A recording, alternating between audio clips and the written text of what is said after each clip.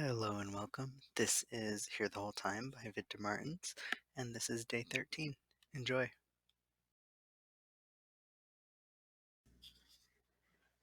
For some reason, I can't sleep well. Around 3 in the morning, I wake up from a restless sleep, and in an attempt to relax, I pick up The Wonderful Wizard of Oz from my nightstand. I start reading it under my phone's flashlight. Well, then it's nearly 6 a.m. I finished the book, and the story wasn't much help in my journey to find my inner courage. If anything, reading the book after all this time annoyed me. I didn't remember the magician being such an asshole. The courage that the Cowardly Lion was looking for was always inside him, that's for certain. But instead of saying, "Dude, your courage is inside of you," the wizard gives him a green liquid to drink as if it were a potion. The lion drinks it, feels brave, and becomes king of the forest, and he'll probably never know that the green liquid had absolutely nothing in it. So the wizard was an asshole. Caio was asleep on his mattress, curled up under a blanket and snoring softly. I wonder how many gallons of courage potion I'd need to drink to hold his hand, to say, "I like you and I want to kiss you," to actually kiss him if he allowed me to. My head feels like it's about to explode at any moment, so I do what any sensible person would do in my situation: run to my mom. I leave my room quickly so as to not wake up Caio, then slowly creep into hers. I even give her door a light knock, but I don't wait for an answer. The room is still dark despite the slightly open window. I step slowly toward her queen bed, which is only half occupied, treading carefully so as not to trip on any shoes that might be lying on the floor. "Mom," I say in a quiet voice, lying by her side and pulling over the floral comforter onto my body. "Is everything all right, Felipe?" She's still half asleep, but her hand moves straight to my forehead to check my temperature. It must be some mom emergency protocol, I don't know. "Yeah, everything's fine. I just wanted to stay here for a bit." "It's been a while since you stayed here with me. You were still little the last time," she says, pulling me in for a hug. When she does that, I feel small again. Not in a bad way. I feel protected. It's as if I could say anything and still it would be okay. And then, without second guessing myself, I blurt out, "I think I'm in love." "With Kyle?" my mom says without hesitation. "Is it that obvious?" "Speaking as someone who brought you into this world and who lives in this house, yes, pretty obvious," she said, smiling. "That's what I was afraid of." "Afraid of?" She seems confused. "If it's that obvious to you, it must be that obvious to him too, Mom.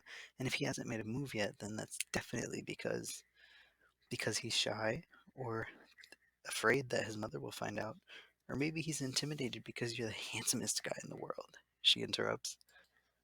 "You're my mom. It's your job to say I'm the handsomest guy in the world," I say, rolling my eyes. "Son, look at me," she says, turning the bed to face me. "You may think I'm saying this because I'm your mother, and you're partially right, of course. I will always think you're the handsomest boy in the world because I'm your mother. But beauty is not only here," she says, running her hand down my face. I don't know if it's the nice warm bed or if it's my mom's tender touch, but a tear escapes from my eye. A happy one, for a change. "I'm so proud of who you are, of the decisions you make, of how you face your challenges, and how you make me laugh even when my day sucks. You're my companion, son, and anyone who can enjoy your company is lucky. And I feel very happy that you trust me enough to tell me about your feelings," she says, wiping my tear with the tip of her finger. "Thanks, Mom, but I only came to you because I have no other friends," I tease. "Unbelievable, get out of here." She laughs and pushes me away. Then we're laughing and pushing each other, and it feels so good. I wish I knew how old is too old to lie down on your mom's bed and talk. I hope there's no such thing because I want to be able to do this always. "So then, what do I have to do, you know, get him?" I ask, a little embarrassed that I'm asking my mom for romantic advice. "Why would I know, Felipe? If I were good at flirting, you wouldn't be here right now because this half of the bed would be taken," my mom answers, raising her eyebrows.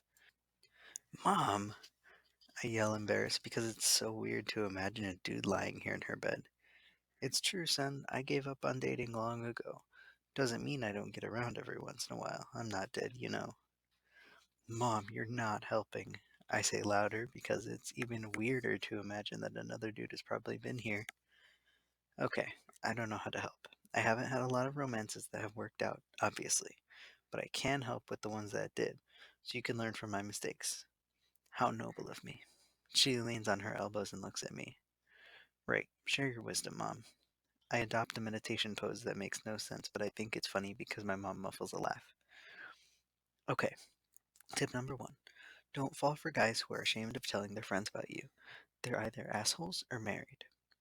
Apparently, Caio has been telling Becky all about me, so 1 point for Caio. Number two, my mom raises two fingers. The guy might be the luckiest in the whole world, but if you can't talk to him for more than half an hour without wondering if you can die of boredom, that beauty isn't worth much. Yes, Caio is handsome, but I'm never bored when I talk to him. Good sign, right? Best of both worlds. Another point for Caio. And number three. This one's really important, so pay attention. Don't fall in love with someone who doesn't make you feel beautiful. I don't mean it has to be someone who always tells you that you're perfect and wonderful, not at all. But when you feel good looking just by being close to them, then, my son, it's much easier. You wake up with bedhead, your face all crumpled, and yet you still feel handsome. Because you're with someone who isn't pointing out your flaws, who doesn't make you feel worse, doesn't point out the stretch mark on your butt that you hadn't even noticed until that moment. Because the person who sees past the surface sees the best in you, she said, proud of her wisdom. I think of how I feel when I'm with Caio. Definitely not handsome, but pleasant, funny, and a little anxious. Anxious in a good kind of bad way. But handsome, handsome. I can't say I felt that way yet. Is this advice based on fact? I pray. Of course, each relationship that goes wrong always teaches us a lesson. So far, I've learned three: Ricardo, Luis, Antonio, and your father, in that order. I'm shocked. Luis Antonio, my gym teacher? Shut up, and let's go have some breakfast, she said, jumping out of bed. I'm washing the dishes after lunch. Caio is drying them, and my mom is on a chair filing her nails like a baroness. It's Wednesday. What'll it be our movie for Musical Wednesdays? Caio asks, genuinely excited as he puts away a plate in the cabinet. Caio, please don't let my mom believe that these themed weekends nights are cool. I say, you're creating a monster, and after you leave, I'll be the one left behind to deal with her. Don't mind him, Caio, my mom says, standing up, putting her nail file away. Even after your parents are back from their trip, you can always come here Wednesday to honor our commitment to musicals if you want to, of course. That leaves me trying to come up with themes for the whole week just so I can get Caio to come over every day. Of course I do. I can't live without musical Wednesdays anymore, he says. But today I'm going to disappoint the two of you, my mom says with a pout. Too much work, tight deadline. I can't watch a movie. But you know what? I've just had an idea. Mom, please don't try to make Catwalk Fridays happen again, I say. Kyle laughs out loud.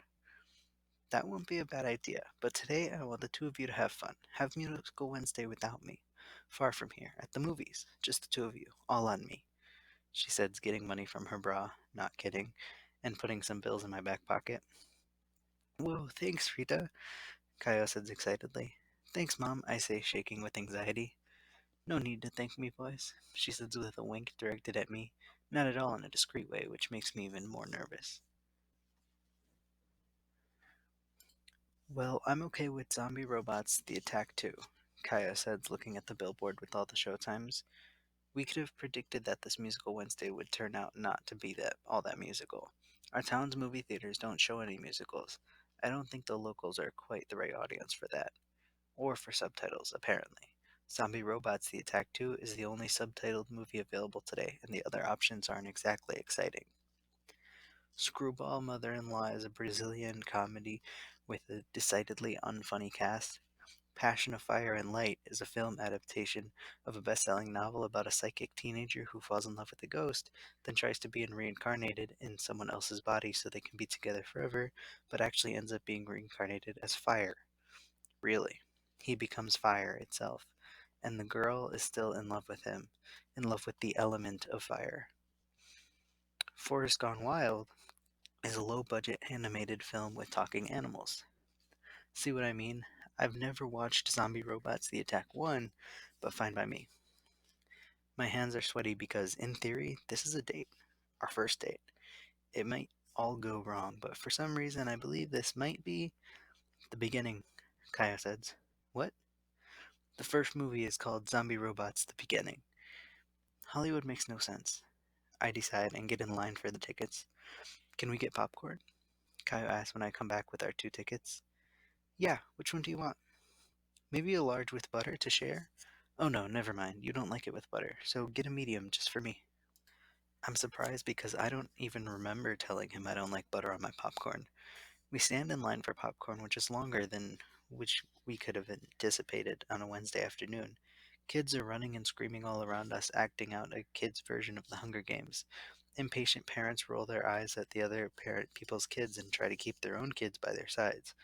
It's probably the combination of school break and Forest Gone Wild. When it's finally my turn, I order the two popcorns, and even though they're both medium, I get the look from the cashier.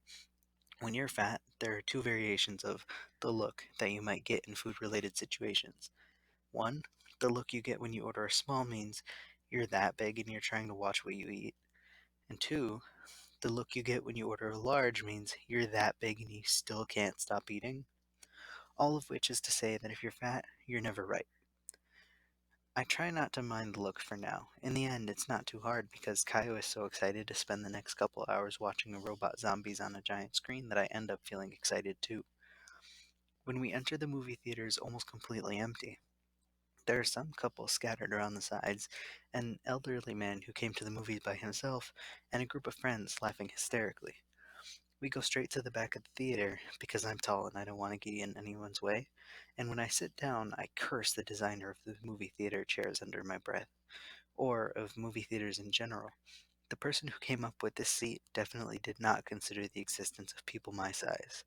I take a seat uncomfortably, my legs squeezed by the row in front and arms without room to move freely. I look like a T Rex holding a popcorn bucket.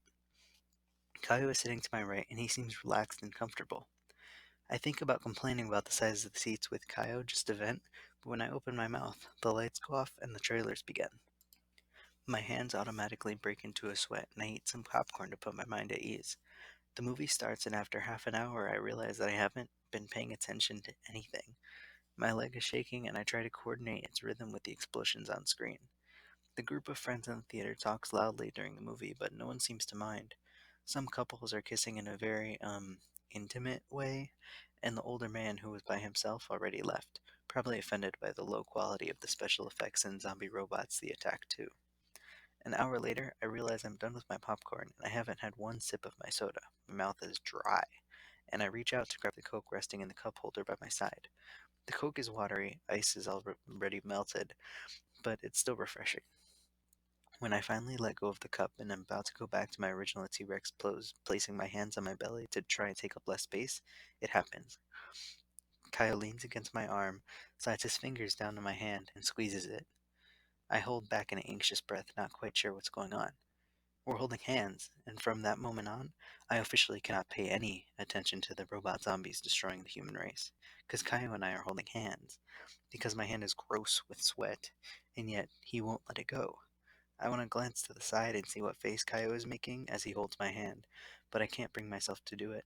I stare instead at the movie screen and watch the images flash by one after another, but I don't care about any of them. Time flies and I get the sense that the movie is about to end. The hero saved the planet from the zombies and finally rescued his girlfriend. The two of them meet in a post war scene. He's all dirty and manly, she's all proper, wearing makeup and short shorts to escape the apocalypse. They kiss, and that's when Caio squeezes my hand a little harder. It's not quite a crunch, more like a light pressure, but I believe it's a sign that I'm the sweaty hero he'd like to kiss, or a sign that the movie is about to end, and he'd like to let go of my hand. I open my finger slightly, giving him the freedom to let go, but he doesn't. That's a good thing. The movie ends, the credits start rolling, but the lights don't come back on because apparently it's illegal to create movies without scenes after the credit now. So no one budges. The whole audience just sits there listening through a bad Linkin Park song that's probably featured on the soundtrack of Zombie Robots The Attack 2. My heart is beating with the rhythm of the fast and heavy music, but when slides his finger down the back of my hand, my heart skips a beat. It's hard to focus on anything other than the touch of his hand. I feel like time is passing and I need to make a move, quickly. I look at the credits and what I see is Make It Clear That You Like Him by Becky. Be Brave, my grandma. Caio is a little slow, but he's a sweetheart. Becky again. There's no need to be afraid anymore. The Cowardly Lion, and also my therapist. Your capabilities are as big as your courage. Any self help book. So I take a deep breath, squeeze Kaio's hand really tight, not caring if I'm hurting him or not. I probably am. And look at him. When I turn my face, I find he's already looking at me. I don't know for how long, but there he is, waiting for me. The refrain of the song from the movie credits is already in its third cycle. I don't have a lot of time. I bite my lip, close my eyes, and kiss Caio. He kisses me back, and I try to imagine the right amount of tongue and saliva.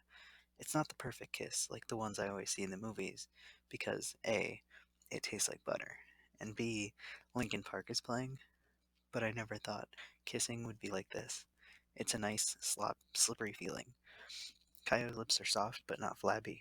They're like gummy bears, and from the way he's kissing me, it seems I'm not too bad either. I don't know for how long our kiss lasts, but when we separate, we both look at the movie screen. The post credits scene is almost done. We still have a little while. So we kiss each other again. We're a kissing machine. Kissing zombie robots. I don't ever want to stop, but when the lights come on, we do. The theater is empty except for the cleaning guy who's sweeping the first row and pretending we're not there. We get up at the same time. I drop my empty popcorn bucket. I try to pick it up, but the space is too tight. I decide to let it go and leave. And then I trip over my own bucket and drop my empty soda cup too. I'm such a disaster. But when we leave the movies, I feel my face burning. I want to scream, but I don't know if that would be appropriate. I also don't know if it's humanly possible to sweat the way I'm sweating right now. Kyle lets out a loud sigh and I look at him. His hair is a mess, which might be a little bit my fault, but he's more gorgeous than ever. His face opens into a perfect smile, and I'm surprised because I never thought a normal person would react that way after kissing me. I've always imagined tears of regret, or fainting, or throwing up. Wow, I say. Wow, he said, stretching the word. Want to come over to my place? I say because I'm feeling comical. Do I have a choice? Caio gives my shoulder another one of his weird punches, so we walk home. It's already dark by the time we leave the mall, and the sky is full of stars.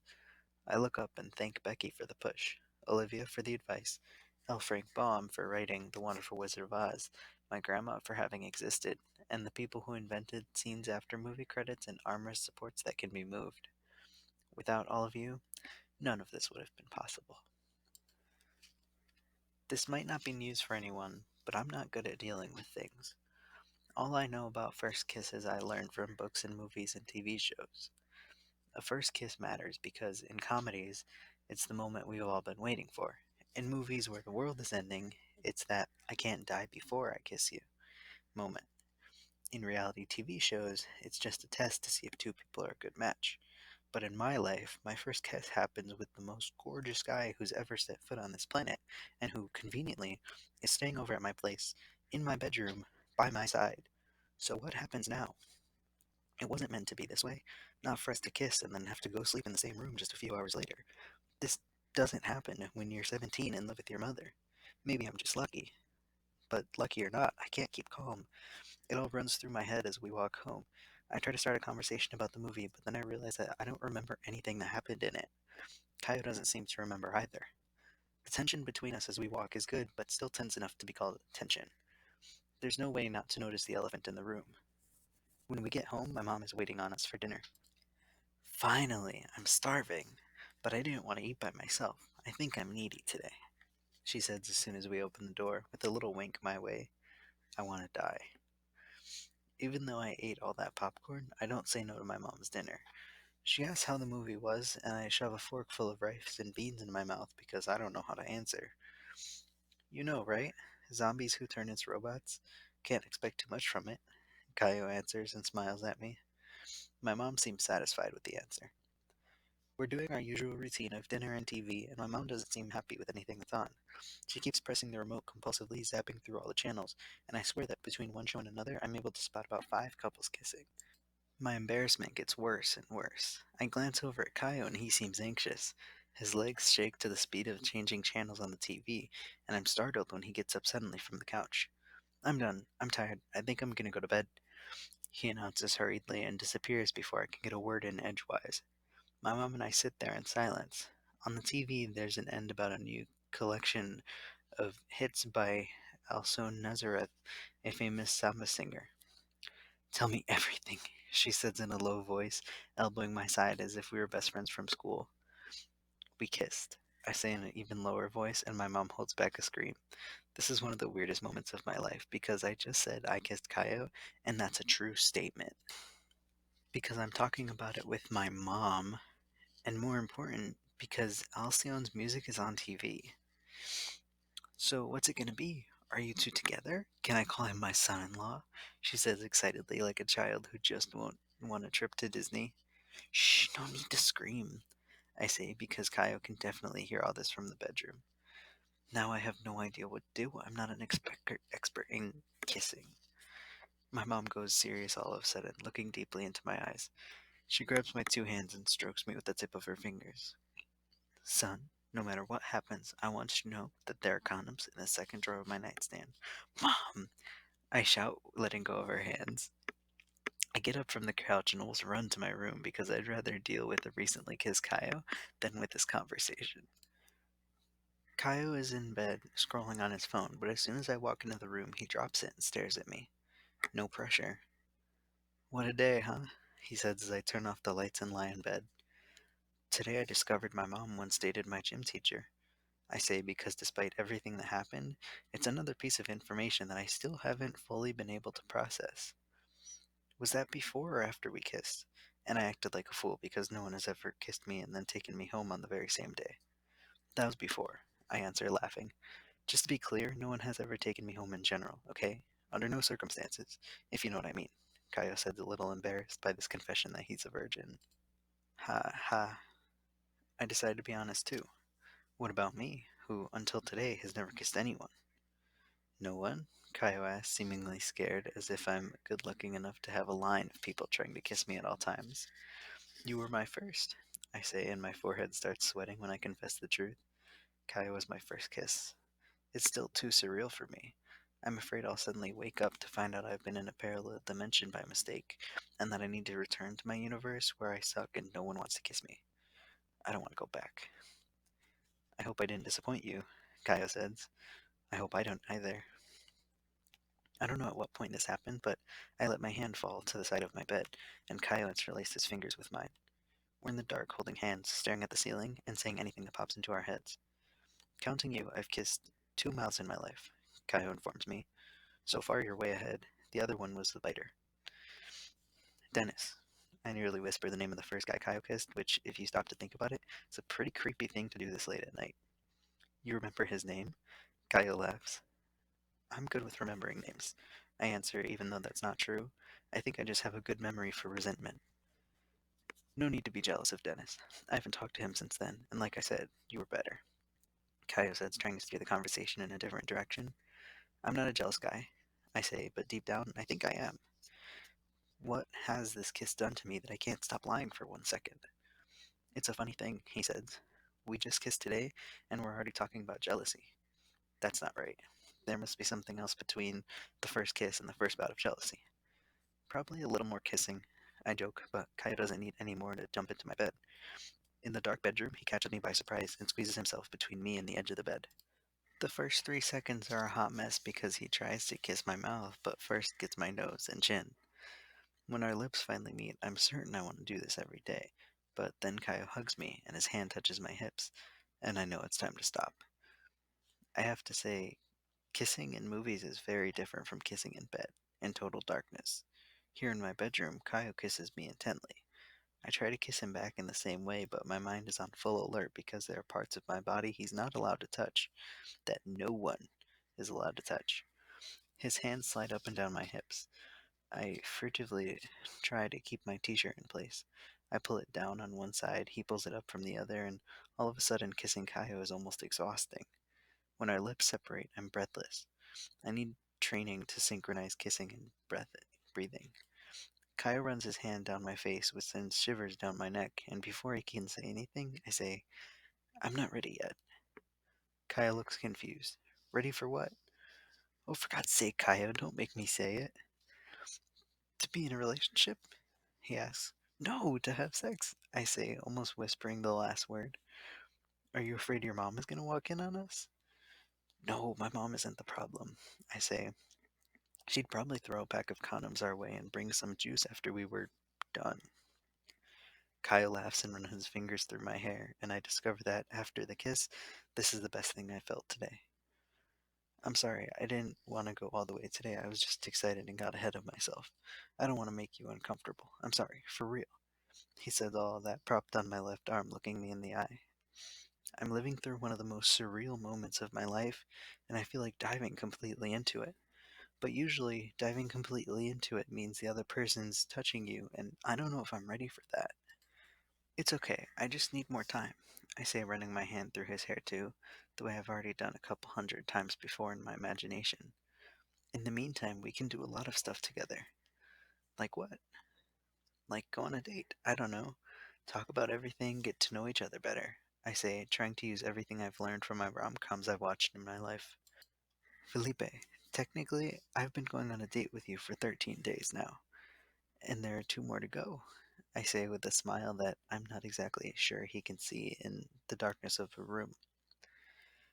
Actually, just one more. My parents are coming back on Friday morning, he says. I know it doesn't make any difference which day he's leaving because we live in the same apartment building, but I can't help but feel sad because it won't be the same when he goes back to apartment 57. I'll miss his company. I'll miss sleeping like this really close to him.